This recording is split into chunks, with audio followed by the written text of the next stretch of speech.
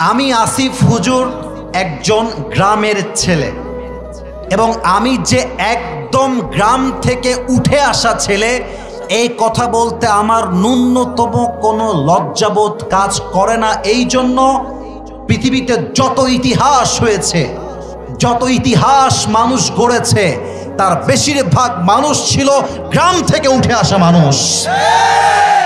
আমরা মাঝে মাঝে গ্রামের মানুষ বলতে লজ্জা পাই, আমি গ্রামের ছেলে বলতে লজ্জা পাই, শহরের ছেলে বলতে প্রাউড ফিল করি।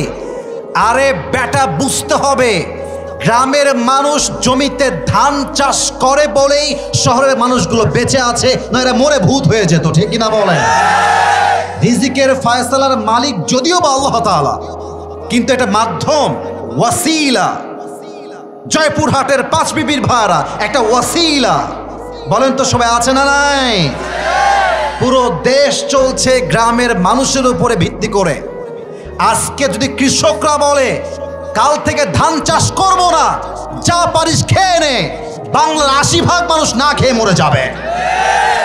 আমরা গ্রামের ছেলে, এ কথা বলতে আমার ন্যূনতম কোনো শাইনেস নেই, আমার কোনো লজ্জাবোধ নেই, কারণ আমি জানি মধ্যবিত্ত পরিবারের সন্তান মানেই একটা ব্র্যান্ড। এত আস্তে বললে তো ওয়াজটা ভালো হয় না, বলেন সবাই ঠিক আছে কিনা বলে? আমার বাবা কুলিওয়ালা, আমার বাবা বাজারের একজন ব্যবসায়ী, আমার বাবা ভ্যান চালায়, আমার বাবা মুড়ি বিক্রি করে খায়। এটা আমার বলতে ন্যূনতম কোনো অহংকার কাজ করবে না, কোনো রকম হিংসা কাজ করবে না, কোনো প্রকার ছোটত্ব কাজ করবে না। আরে আমার বাপ তো হালাল কামাই করে খায়, আমার বাপ তো সুদ খায় না, ঘুষ খায় না। নাম্বার ওয়ান কথা। ২ নাম্বার, এখানে বেশিরভাগ আমার যুবক ভাইয়েরা এসেছেন, সবাইকে বলবো দেখো আমার দিকে তাকাও, আমার কথাগুলোকে জাস্ট কানের মজা নেওয়ার জন্য শোনো না, দিল থেকে শোনো। মুরব্বীরা যদি আমার কথা ঠিক মনে হয় ঠিক বলবেন, যদি মনে হয় যে না এই হুজুর থেকে দাওয়াত দিয়েছিলাম, সব বানিয়ে বানিয়ে মিথ্যা কথা বলছে, you can object on me right now, আপনি এখনই আমাকে প্রতিবাদ করতে পারেন, আমার কোনো প্রকার কোনো বাধা নেই। কিন্তু যদি সত্য হয় একমত হয়ে ঠিক বলবেন। যুবকদেরকে বলবো, যুবক, সফলতার জন্য কখনো অসৎ পথকে বেছে নিও না। জীবনে চলার ক্ষেত্রে প্রত্যেকটা মোড়ে মোড়ে 2টা রাস্তা পাবা, এক হচ্ছে সৎ আর এক হচ্ছে অসৎ। অসৎ রাস্তা অলওয়েজ সহজ হয় এবং এই রাস্তা তোমাকে বলবে তুই আয় আমার দিকে, এই রাস্তায় আসলেই তুই সফল হয়ে যাবি। আর সততার রাস্তা অলওয়েজ কঠিন হয়, কষ্টের হয়, পরীক্ষার হয়। তবে তুমি যদি অসৎ পন্থায় সফল হয়েও যাও, শুরুর দিকে মানুষ তোমাকে বাহবা দিবে, সালাম দিবে, স্যালিউট করবে, কিন্তু যেহেতু তুমি অসৎ পথে সফল হয়েছো, একদিন তোমার হারটা নিশ্চিত হয়ে যাবে, ঠিক কিনা বলেন? আর যদি তুমি সততার পথে চলো, সত্যের পথে চলো, ন্যায়ের পথে চলো, হতে পারে মানুষ তোমাকে প্রথমে গালি দিবে, কটূক্তি করবে, বদনাম করবে, আঘাত করবে, অ্যাটাক করবে, বাট মাথায় রেখো সততার পথে প্রথম দিকে বাধা থাকলেও শেষে বিজয়টা সৎ মুমিনেরই হয়। এজন্য কখনো সফল হওয়ার জন্য অসৎ পথে আমরা যাব না। 3 নাম্বার কথা বলেই ভূমিকার কথা শেষ করতে চাই। এখানে আওয়ামী লীগের ভাইয়েরা হতে পারে, থাকতে পারে, এখানে বিএনপির লোকেরা থাকতে পারে। বামে তোমরা কথার রেসপন্স ছাড়া don't make any extra noise, অন্য কোনো কথা হবে না। আওয়ামী লীগ থাকতে পারে, বিএনপি থাকতে পারে, জামাত থাকতে পারে, কওমি থাকতে পারে, আলিয়া থাকতে পারে, জাতীয় পার্টি থাকতে পারে, এনসিপি থাকতে পারে, ডাজেন্ট ম্যাটার ফর আস। এই কোরআনটা জাস্ট কোনো নির্দিষ্ট ধর্মগোষ্ঠীর জন্য নয়, এটা হচ্ছে হুদাল লিল মুত্তাকিন, এটা প্রত্যেকটা মুত্তাকির জন্য নাজিল করেছে, ঠিক কিনা বলেন? আমি সবাইকে অ্যাড্রেস করে শেষ কথা বলেই আলোচনার ইতি টানতে চাই, ভূমিকার ইতি টানতে চাই। সেটি হচ্ছে আগামীর সংসদ চলবে এই কোরআন দিয়ে। এত আস্তে ঠিক বললে তো আমার কথা ঠিক হবে না, বলেন সবাই ঠিক আছে কিনা? আমি দুটি কথা বলে শেষ করতে চাই এই পয়েন্টে। আগামীতে বাংলাদেশে আমরা কোনো নারীকে প্রধানমন্ত্রী হিসেবে আর দেখতে চাই না। আমরা এমন একজন পুরুষকে ক্ষমতার চেয়ারে প্রাইম মিনিস্টার হিসেবে দেখতে চাই, যে পুরুষ জাতীয় সংসদে দাঁড়িয়ে দেশের পক্ষে যেমন বক্তব্য দিবে, সেই পুরুষ এতটা যোগ্যতা সম্পূর্ণ হবে, আমার দেশের প্রধানমন্ত্রী চাইলে জাতীয় মসজিদ বাইতুল মুকাররমে দাঁড়িয়ে জুমার খুতবা দেওয়ার যোগ্যতাও রাখবে। কথা বলেন ঠিক কিনা? এমন নেতা যদি হয় আগামীর প্রধানমন্ত্রী, এই দেশে কি আর সুখ থাকবে? ঘুষ থাকবে? যারাই বলবে ইসলাম মানি না, মানব না, যারাই বলবে সংসদে কোরআন চলবে না, তার পিঠের চামড়া একটাও থাকবে না। আল্লাহ কোরআন দিয়ে সংসদ চালাবার তৌফিক দান করুক। পড়াবে আপনাদের বউ আছে কার কার একটু হাত তুলবেন? বউ আছে? মাশাআল্লাহ। আচ্ছা আব্বা জানেরা, যুবক ভাইরা হাত নামান। আপনাদের বউ আছে? I got the point, no problem. মাশাআল্লাহ, হাত নামান। এবার হতভাগা যারা, কপাল পোড়া যারা, বউটেও কেউ নাই, তারা হাত তোলো সবাই। ইন্না লিল্লাহ। কারো বউ নাই? আল্লাহ সবাইকে দিনদার নেককার বউ দিয়ে দিক। পড়েন সবাই আমিন। আমার মুরব্বী আব্বাজান গুলো মিটি মিটি হাসতেছে। আব্বাদেরকে বলবো, আব্বাজান আপনি হাসলে হবে না, আপনার ছেলে অনেক দিন যাবৎ কান্না করছে, আপনার সামনে করতে পারছে না। আপনার ছেলেকে খুশি করতে চাইলে R15 দিয়ে খুশি করা যাবে না, আইফোন দিয়ে খুশি করা যাবে না, একমাত্র বউ দিয়ে যুবকদের কষ্ট দূর হবে। যুবক ভাইরা, আর চলে আসছে শীতকাল।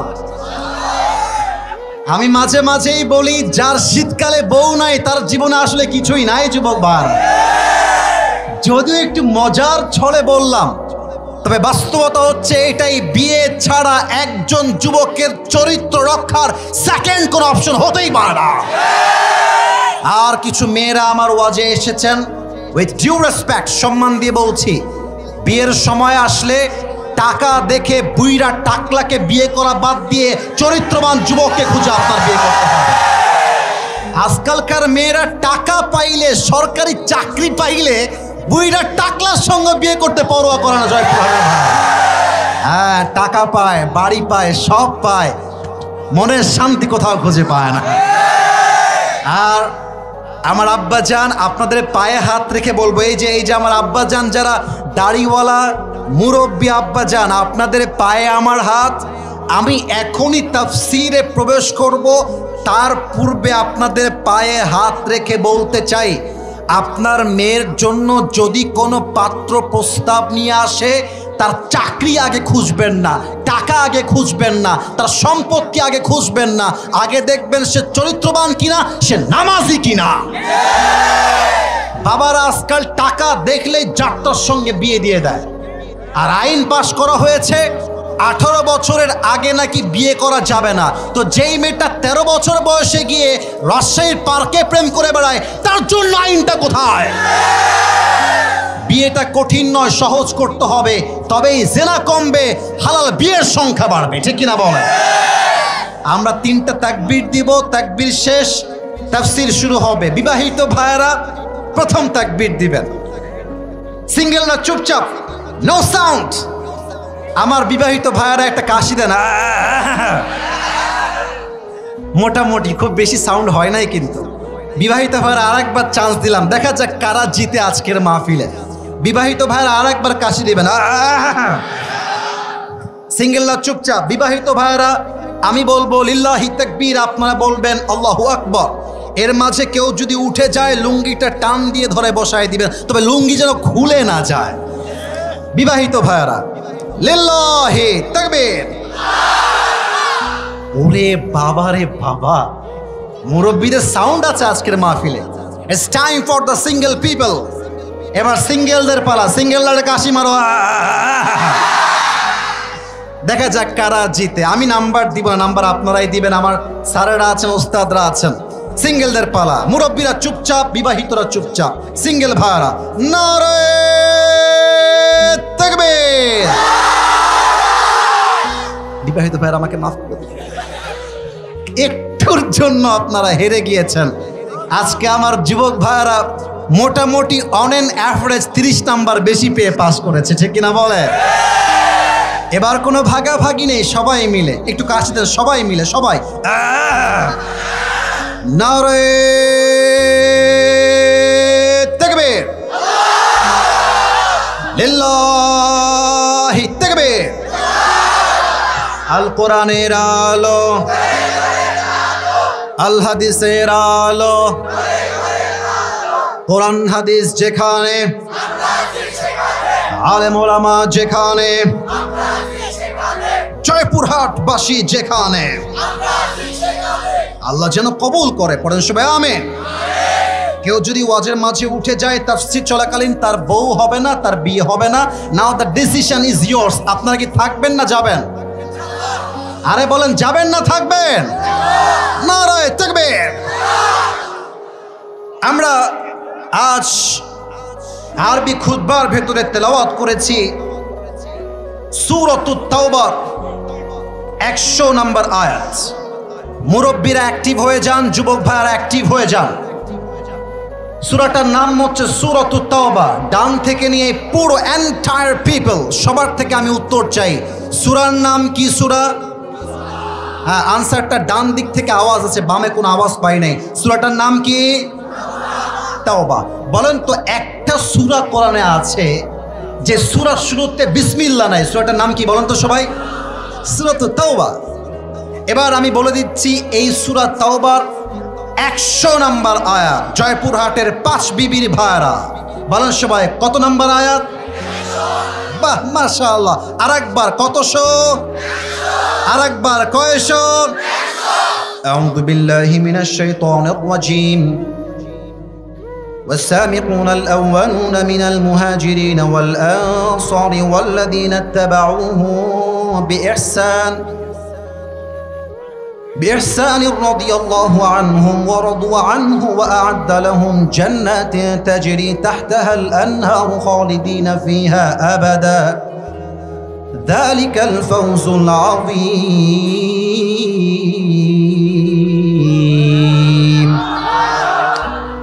Allah says in this ayah, the first of Muhajir and Ansar and those who followed them in goodness, Allah subhanahu wa ta'ala is well pleased with them and they are well pleased with Allah subhanahu wa ta'ala.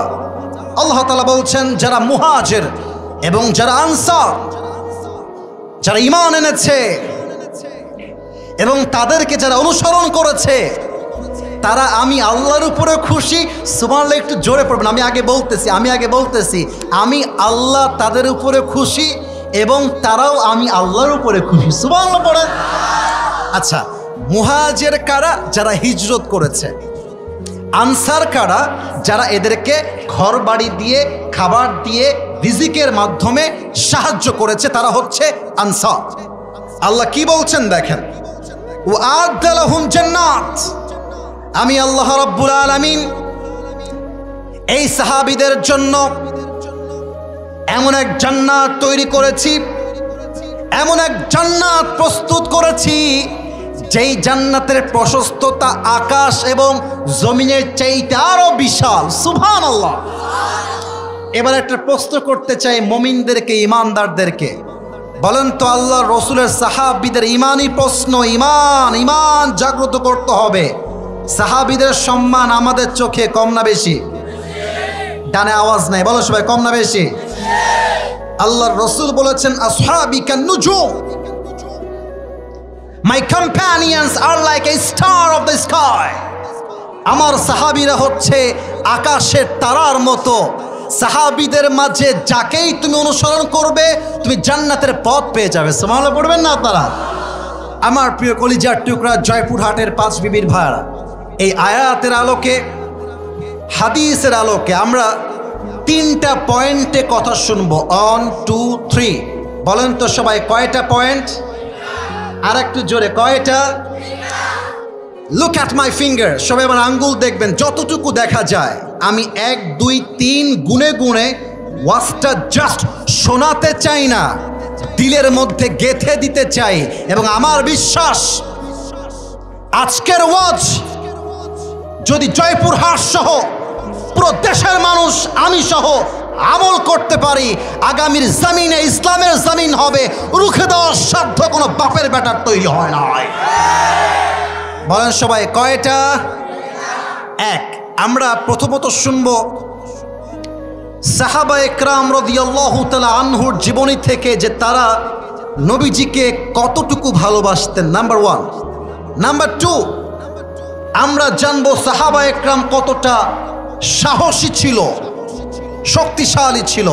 3 number, আমরা জানবো সাহাবীদের ঈমান কত মজবুত ছিল। 3টা point.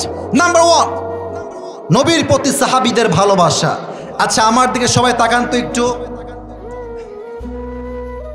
আমার মুখে এইটা কি? আচ্ছা, আপনার ভয় পান কেন? বলেন এর নাম কি ভাই? এটা হটাইলাম যেন আপনারা আমার ফুল ফেস দেখতে পারেন। আরেকবার জিজ্ঞেস করতে চাই, এইটা আমার মুখে কালো কালো লম্বা লম্বা কি? এই একজনও মিথ্যা কথা বলবেন না, একজনও বানাই বলবেন না, আমাকে খুশি করার জন্য বলবেন না। আমি যে যুবক বয়সে দাড়ি রেখেছি, চাপ দাড়ি, আমাকে দেখতে অসুন্দর লাগে নাকি সুন্দর লাগে? আনস্মার্ট লাগে নাকি স্মার্ট লাগে? অনেক মেয়ে আছে দেখবা, দাড়িওয়ালা যুবক দেখলে বলে খ্যাত,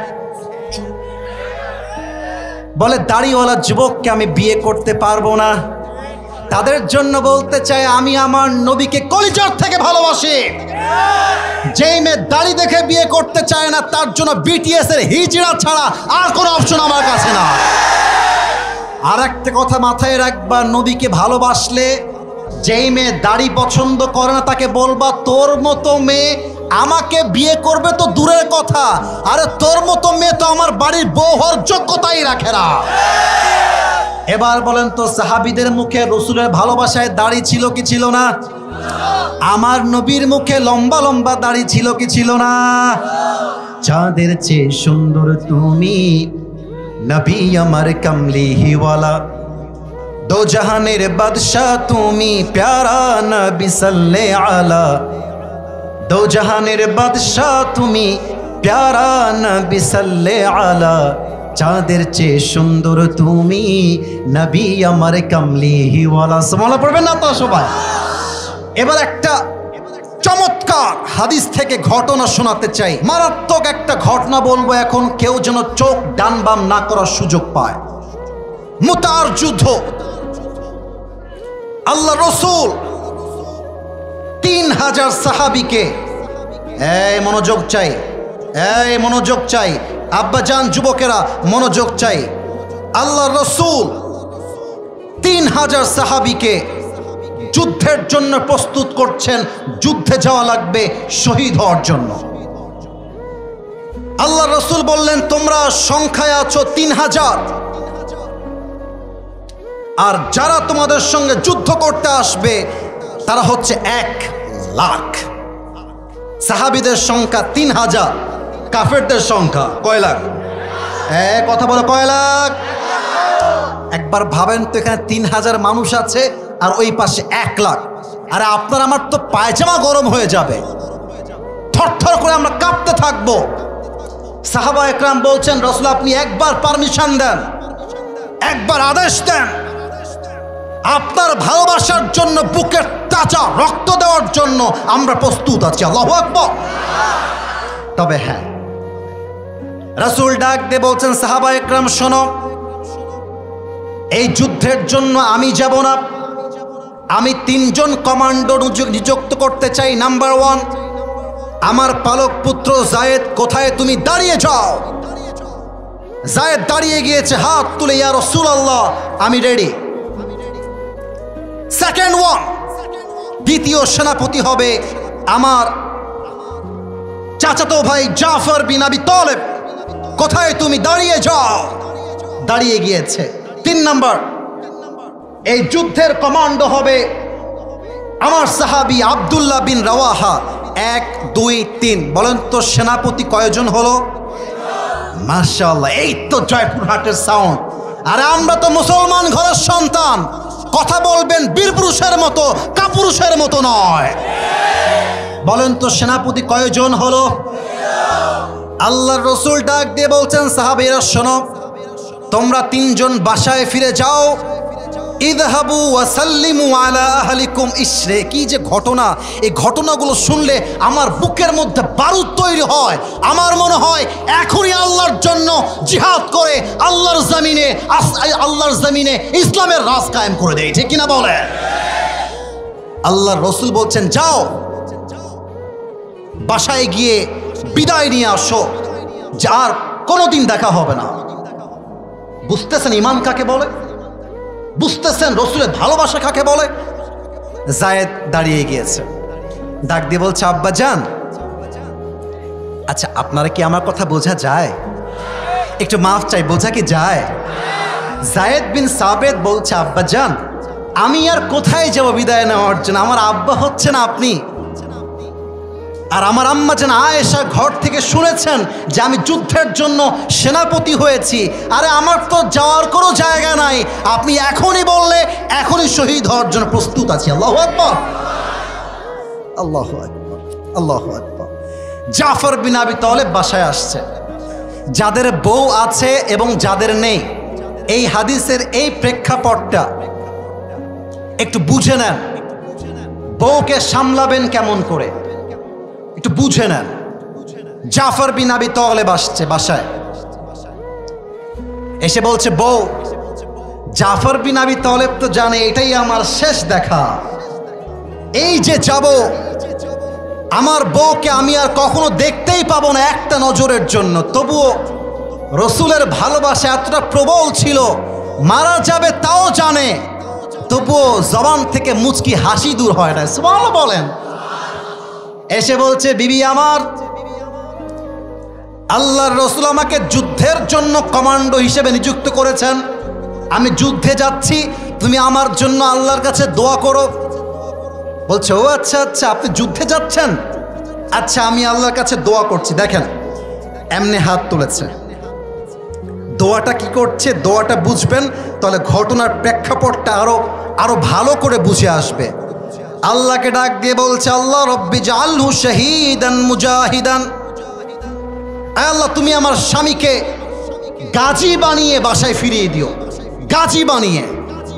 এবার দেখেন জাফর বিন আবি তালেবের ডান হাত, এটা আমার কোন হাত? কথা না বললে ওয়াজ হয় না, এটা আমার কোন হাত? ডান হাতে তরবারি ছিল, তো তরবারিটাকে হালকা উল্টে দিয়েছেন, উল্টে দিয়ে বউকে, আমার হাত দেখেন, হাদিসটার প্রেক্ষাপট বোঝেন, তরবারিটা উল্টে দিয়ে বউকে এমনি একটা মৃদু আকারে গুতা মেরেছে, এমনে বলছে, এই বউ, উল্টা পাল্টা দোয়া করতে যেও না, রাসূল আমাকে যুদ্ধের জন্য কমান্ডো হিসেবে নিযুক্ত করেছেন, এর মানে এটাই আমাদের শেষ দেখা বউ, এই দেখার পরে জীবনে তুমি আমার চেহারা দুনিয়ার মাটিতে সেকেন্ড টাইমের জন্য আর দেখতে পাবা না। আল্লাহু আকবার। এই কথা শুনে তোমরা যা কথা বলছো, এই ছেলেবেলে, এই ওয়াজ শুনতে আসো, গল্প করতে আসো তোমরা, হোয়াট ইজ দিস? একবার যদি আর কথা বলতে দেখি, ওয়াল্লাহি আল্লাহর কসম করে বলছি, আমি কঠোর ব্যবস্থা নেব তোমাদের বিরুদ্ধে। তোমাদের মুরব্বীগুলো দেখো তো, এই দিকের যুবকগুলো দেখো তো, এরা জাস্ট ওয়াজ শুনছে না, চাতক পাখির মতো এরা বসে আছে, ঠিক কিনা বলে? কথা বলো, সাহস পাও কই থেকে তোমরা?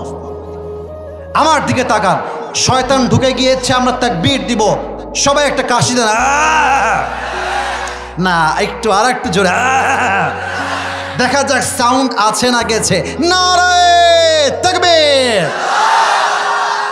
বউ যখন শুনে নিয়েছে আমার স্বামীর সঙ্গে আমার আর দেখা হবে না, বউ তো এই আঘাতটা সহ্য করতে পারে নাই। এই দেখেন, আমি একটু বোঝাতে চাই তাই মাইকটা হটাচ্ছি। স্বামী এভাবে দাঁড়িয়ে আছেন, বউটা সামনাসামনি আছেন। যখনই শুনেছেন আমার স্বামীর সঙ্গে এটাই আমার শেষ সাক্ষাৎ, এটা শোনার সঙ্গে সঙ্গে স্বামীর পায়ের কাছে এমনি জড়িয়ে ধরে বসে গিয়েছে। আল্লাহু আকবার। বলছে স্বামী আপনি যাবেন না, সন্তানগুলোর কি হবে, আমার কি হবে, আমি তো বিধবা হয়ে যাব, হে স্বামী আপনি যাবেন না। জাফর বিন আবি তালেবের নবীর প্রতি ভালোবাসা কত প্রবল।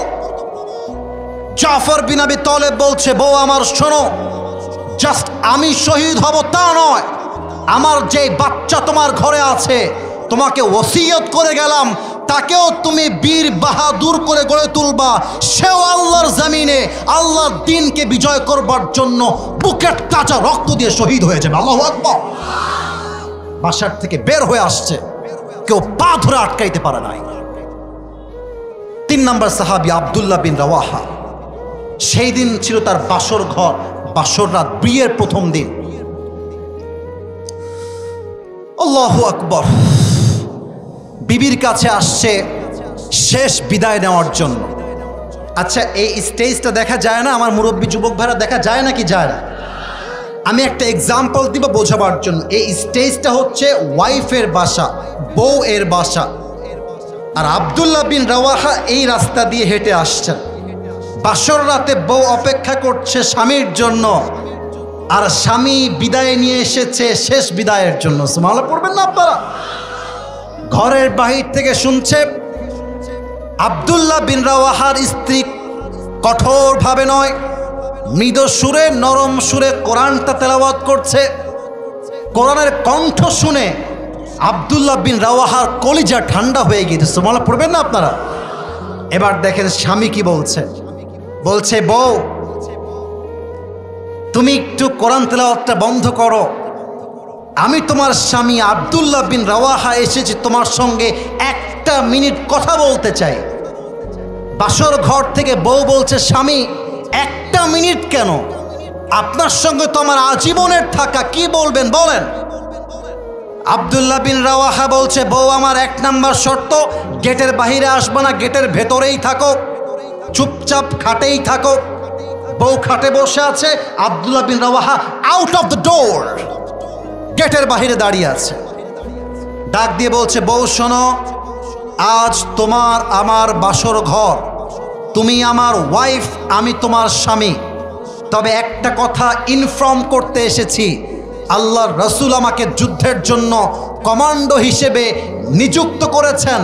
বাসর তো দূরের কথা, তোমার সঙ্গে আমার আজীবনে আর একটা মুহূর্তের জন্য দেখা হবে না। তো বউ বলছে মারহাবা, মাশাআল্লাহ, আমার স্বামী আল্লাহর রাস্তায় দ্বীনের জন্য শহীদ হয়ে যাবে, জীবনটা কোরবান করে ফেলবে, আমি বউ হিসেবে এর চাইতে গৌরবের কথা আর কি হতে পারে। আল্লাহু আকবার। কিন্তু স্বামী একটা আবদার করতে চাই, স্বামী আপনি আমার আবদারটা ফেলে দিবেন না। আমি আপনাকে বানায় কোনো গল্প এখানে বলতে আসি নাই, হাদিস থেকে বলতেছি, বানায় বলতে আসি নাই। বলছে স্বামী একটা আবদার, শেষ আবদার, এটাই শেষ। বলছে কি আবদার বলো? বলছে আমি গেটটা খুলে দেই, আপনি একটা বারের জন্য ঘরে আসেন, আমি একটা বারের জন্য আমার স্বামীকে সচক্ষে দেখে মরতে চাই, একটা বার দেখতে চাই। আব্দুল্লাহ বিন রাওয়াহা ডাক দিয়ে বলছে বিবি আমার সুযোগ নাই, চান্স নাই, কোনো অপরচুনিটি নাই, তুমি যদি গেট খুলে দাও, আমি শুনেছি তুমি মদিনার একজন অসাধারণ সুন্দরী নারী, তোমার চেহারা দেখলে আমার মায়া হয়ে যাবে, আমার ভালোবাসা জন্মে যাবে, আমার মনের মধ্যে প্রেম জন্মে যাবে, আমি একবার দেখলে আমার জন্য যাওয়া অনেক কষ্টকর হয়ে যাবে, আমার জন্য যাওয়া একদম সম্ভব নয়।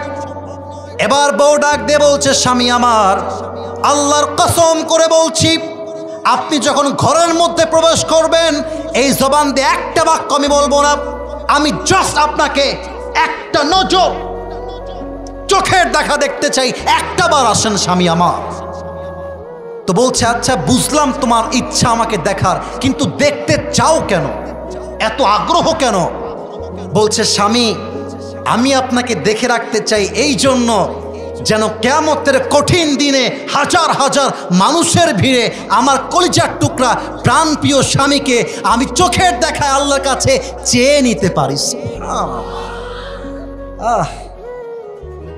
আব্দুল্লাহ বিন রাওয়াহা বলছে, বউ তুমি তো আমার মনটা খুশি করে দিয়েছ, তবে মাথায় রেখো আমি যে আল্লাহর জন্য জিহাদ করতে যাচ্ছি, আমি যে আল্লাহর জন্য আমার বুকের তাজা রক্ত দিয়ে শহীদ হওয়ার জন্য যাচ্ছি, সেই আল্লাহ আমাকে তোমাকে কিয়ামতের দিন স্বামী স্ত্রী হিসেবে পরিচয় করে দিবে। আল্লাহু আকবার। বউ তুমি থাকো, আমি গেলাম, আলবিদা, আসসালাম, সালাম দিয়ে বের হয়ে গিয়েছে। যুদ্ধ শুরু হয়ে গিয়েছে। যায়েদ বিন সাবিত কাফেরদের সঙ্গে যুদ্ধ করতে গিয়ে একটা আঘাত খেয়ে জায়গায় শহীদ হয়ে গিয়েছে। এবার তরবারি আসছে জাফর বিন আবি তালেবের হাতে। এবার আমার দুই হাত দেখেন, তুলতে হবে না, কাউকে হাত তুলতে হবে না। আমার দুই হাত, জয়পুরহাটের ভাইরা দেখা যায় নাকি যায় না? আমার আওয়াজটা একটু কম লাগলো মনে হয়, দেখা যায় নাকি যায় না? আপনাদের ওয়াজ শুনতে যেই পরিমাণ কষ্ট হচ্ছে, তার চাইতে কোটি গুণ কষ্ট হচ্ছে আসিফ হুজুরের। এই ভেতরটা ভিজে গেছে, মনে হচ্ছে কলিজাটা এখনই ছিঁড়ে বের হয়ে যাবে গরমের ভেতরে। কথা বলছি যেহেতু আমি, কিন্তু আমার কথা হচ্ছে একটা, যতই আমার কষ্ট হোক, আমার ভাইয়ারা আমার থেকে কোরআন থেকে ওয়াজ শুনতে চায়, হাদিস থেকে ওয়াজ শুনতে চায়, আমি আমার ওয়াজ করে যাব, বাদ বাকি আমাকে সাহায্য করবে এক সত্তা। তিনি কে বলেন না সবাই, তিনি কে? দুই হাত দিয়ে তরবারি ধরে আছে। এই দেখেন, আমি হাদিসগুলো অভিনয় করে বোঝাচ্ছি, just to make you realize what is the meaning of this হাদিস। আমি হাদিসের প্রেক্ষাপটটা ব্যাখ্যা করে বোঝাতে চাই। দুই হাত দিয়ে যুদ্ধ করছে, হঠাৎ করে কবজিতে একটা আঘাত লেগেছে, সঙ্গে সঙ্গে তরবারিটা জমিনে পড়ে গিয়েছে। এবার দেখেন, তরবারি যখন পড়ে গিয়েছে, জাফর বিন আবি তালেব ডান হাত দিয়ে এমন করে তরবারি তুলতে যাবে, ডান দিক থেকে একজন সাহাবী একটা আঘাত দিয়েছে, এমন একটা আঘাত দিয়েছে, একটা কোপে ডান হাতটা কেটে নিচে পড়ে গিয়েছে। তবুও থেমে যায় নাই। এবার বাম হাত দিয়ে তুলতে গিয়েছে, বাম হাতে কোপ দিয়েছে। দুই হাত কেটে মাটিতে পড়ে ফিলকি দিয়ে গল গল করে রক্ত বের হওয়া শুরু হয়ে গিয়েছে। এবার জাফর বিন আবি তালেব, এখানেও কাটা, এখানেও কাটা, এতটুকু দিয়ে ইসলামের পতাকা, ইসলামের ঝান্ডা শক্ত করে ধরে রেখেছে, আর ডাক দিয়ে বলতে, সাহাবা একরাম সাক্ষী থেকো, আমার দেহের এক ফোঁটা রক্ত থাকা অবস্থায় ইসলামের পতাকাকে আমি জড়িয়ে ধরেছি, একটা মুহূর্তের জন্য ইসলামের পতাকা আমি মাটিতে পড়তে দেই না। আল্লাহু আকবার। আমার মনে হচ্ছে আমি শহীদ হয়ে যাব, কারণ এই মুহূর্তে আমি দুনিয়ার থেকে জান্নাতের সুঘ্রাণ পেতে শুরু করে দিয়েছি। সুবহানাল্লাহ, মন থেকে হয় নাই, পড়েন না সুবহানাল্লাহ, আরেকবার পড়েন না সুবহানাল্লাহ। ওইদিকে বাকি আছে আব্দুল্লাহ বিন রাওয়াহা, দৌড় দিয়ে আসছে। আরে ইসলামের পতাকাকে উড্ডীন করতে হয় বিজয়ের বেশে, কোথায় ইসলামের পতাকা? দূর থেকে যখন যাচ্ছে তো দেখছে, দূর থেকে দেখা যায় ইসলামের পতাকা বিজয়ের বেশে এমনি উড়ে আছে, আর পথ পথ করে কালেমা উঠতেছে। আল্লাহু আকবার। আব্দুল্লাহ বিন রাওয়াহা ভাবতেছে, আরে কেমন করে সম্ভব? এই পতাকা উড্ডীন করলো কে? দৌড়ে কাছে গিয়েছে। এবার উদাহরণ দেওয়া লাগবে একদম হাতে কলমে। এটা কি? বোতলের পানি। বলেন সবাই, এটা কিসের পানি? এটা আমার হাতে টিস্যুর একটা বক্স। বলেন সবাই, কিসের বক্স? আমি এই দুইটা দিয়ে এক্সাম্পল দিব, উদাহরণ দিব। আব্দুল্লাহ বিন রাওয়াহা এসে দেখছে জাফর বিন আবি তালেবের এইটা হচ্ছে পা, পাটা কেটে একদিকে পড়ে আছে। এটা হচ্ছে বুকের অংশ, কেটে একদিকে পড়ে আছে, হাত আর একদিকে পড়ে আছে। আর এই মাথাটা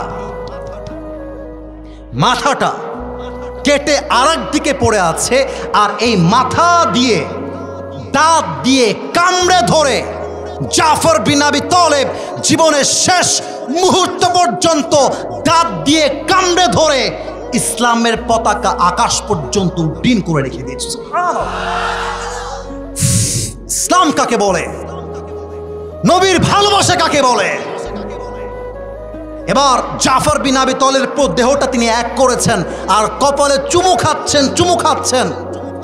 এবার যখন জানাজা পড়িয়ে লাশটাকে দাফন করলেন, ঘুমাতে এসেছেন, ঘুমের মধ্যে স্বপ্নে দেখছেন জাফর বিন আবি তালেব জান্নাতের ভেতরে ফেরেশতা নিয়ে উড়ে বেড়াচ্ছে।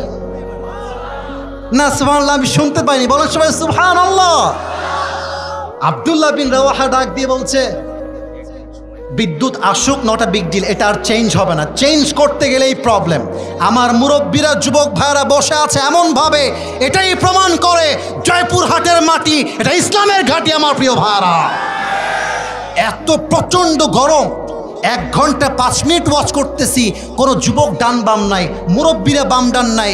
এটাই প্রমাণ করে আগামীর বাংলাদেশ হবে ইসলামের বাংলাদেশ, কোরআনের বাংলাদেশ, ঠিক কিনা বলো? এবার বলছে জাফর বিন আবি তালেব তুমি জান্নাতি হয়ে গিয়েছো? বলছে ইয়েস, আমি এখন জান্নাতি হয়ে গিয়েছি। এবার আব্দুল্লাহ বিন রাওয়াহা বলছে আচ্ছা একটা প্রশ্ন করতে চাই, উত্তর কি দেওয়া যাবে? তো বলছে বলো কি প্রশ্ন?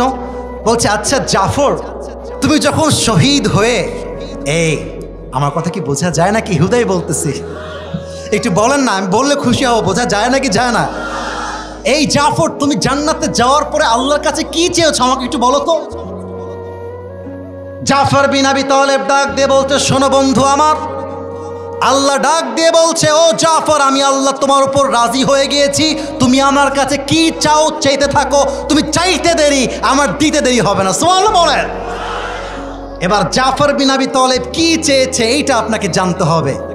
ডাক দিয়ে বলছে আল্লাহ, তোমার কাছে আমার চাওয়ার মতো পাওয়ার মতো কিছুই নাই, আমি জাস্ট একটা জিনিস চাই, তুমি আমাকে আবার জীবন দাও, ওই জীবন নিয়ে আমি দুনিয়ায় যাব, আল্লাহর রসুলের ভালোবাসায় আবার বুকের তাজা রক্ত দিয়ে শহীদ হয়ে যাব, আবার তোমার কাছে ফিরে আসবো।